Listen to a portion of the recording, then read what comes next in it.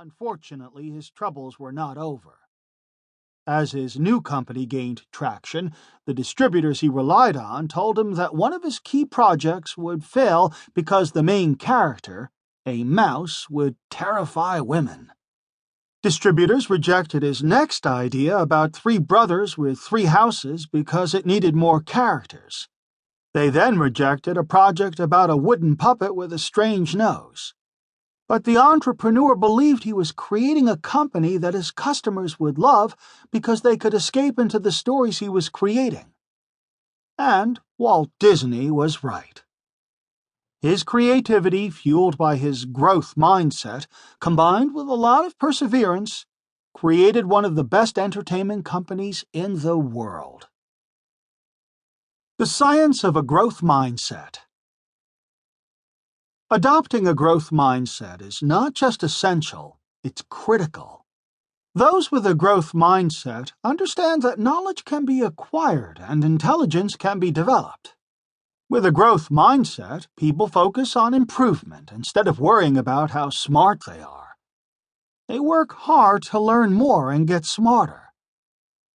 Based on years of research by Dr. Carol Dweck and Lisa Blackwell, Ph.D. at Stanford University, we know that students who adopt this mindset show greater motivation in school and get better grades and higher test scores.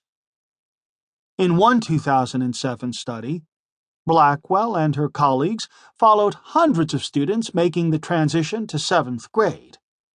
They found that students with a growth mindset were more motivated to learn and exert effort and outperformed those with a fixed mindset in math, a gap that continued to increase over a 2-year period. Although all of the students had entered 7th grade with similar past achievement, their math grades pulled significantly apart during this challenging time because of their mindsets. In another study, Blackwell and her colleagues divided students into 2 groups for a workshop on the brain and study skills. Half of them, the control group, were taught about the stages of memory. The other half received training in the growth mindset, how the brain grows with learning to make you smarter, and how to apply this idea to their schoolwork.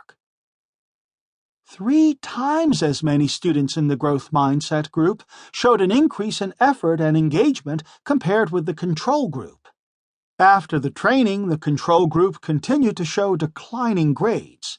They were not keeping up with the new learning, but the growth mindset group showed continued increases in their grades. A growth mindset thrives on challenge and sees failure not as evidence of unintelligence, but as a heartening springboard for growth and for stretching our existing abilities. A fixed mindset, on the other hand, assumes that our character, intelligence, and creative ability are static givens that we can't change in any meaningful way. Out of these 2 mindsets, which we manifest from a very early age, comes our belief about whether or not we are creative.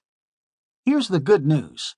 No matter your current mindset, you can adopt and nurture a growth mindset. Most people have one mindset or the other. Some of us have a combination. The good news is that we can all adopt a growth mindset simply by putting ourselves in one. It's easy to change. Just knowing about the 2 mindsets can make us think and act in new ways. Once we can spot the thoughts, words, and actions that go with the fixed and growth mindsets, we start catching ourselves in fixed mode, and we can learn to switch into growth mode. And once you know how to switch from fixed to growth mindset, you can eventually stay there. The fixed mindset. People with fixed mindsets believe they are limited to what they're born with in terms of intelligence and skill. They believe these things can't be developed much. It is possible to learn new things, but new learning doesn't change our basic level of intelligence.